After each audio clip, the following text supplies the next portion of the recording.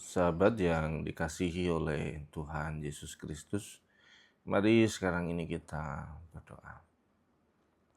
Kami mempersiapkan diri mendengar kebenaran firman-Mu, nyatakanlah kebenaran sabda-Mu kepada kami. Kami mohon dalam nama Bapa, Putra, dan Roh Kudus.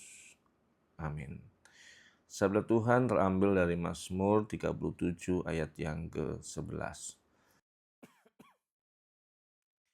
Tetapi orang-orang yang rendah hati akan mewarisi negeri dan bersukacita karena kesejahteraan yang berlimpah.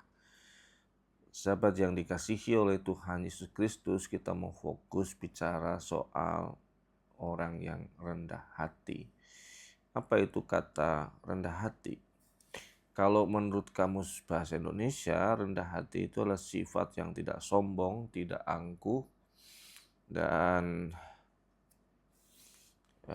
tidak memandang rendah orang lain. Jadi dia sikapnya tenang, sederhana, tidak membanggakan kelebihan dan pencapaiannya secara berlebihan. Itu arti kata Kamus Bahasa Indonesia tentang rendah hati. Tapi kemudian apa yang jadi arti dari teks kita, dari bacaan kita? Dan bagaimana kata rendah hati, orang rendah hati itu kemudian mendapatkan dua manfaat sekaligus. Manfaat mewarisi negeri dan manfaatnya adalah sukacita karena sejahtera. Nah, kata yang dipakai dari bahasa Ibraninya itu adalah anawim. Artinya itu bukan soal yang tadi itu, bukan sekedar kamus bahasa Indonesia tadi itu, yang sopan, lemah lembut, tidak membanggakan diri atas pencapaian, dan seterusnya. Kata anawim, kata rendah hati itu dikaitkan dengan kondisi orang yang bergantung sepenuhnya kepada Allah. Orang yang menyerahkan haknya kepada Tuhan. Jadi kata rendah hati itu dikaitkan dengan soal sikap batin terdalam orang yang menyerahkan seluruh hidup dan haknya kepada Tuhan.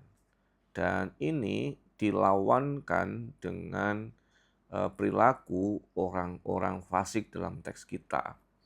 Orang-orang fasik itu adalah orang-orang yang dalam teks kita itu orang yang mengusahakan dengan kekuatan akal pikirnya untuk mendapatkan kesejahteraan dengan cara manipulasi, dengan cara memanfaatkan kelemahan orang untuk kesejahteraan hidupnya, menggunakan kekuatan dan kesempatan kekuasaannya untuk mencapai apa yang dia mau secara duniawi. Tadi itu mewarisi bumi dan sejahtera. Dan itu dilawankan dengan orang yang rendah hati yang menyerahkan haknya kepada Tuhan. Nah, dalam teks kita itu disebutkan orang yang modelnya fasik, yang kokean polah, golek rezeki yang tidak benar, itu kelihatannya sukses memang.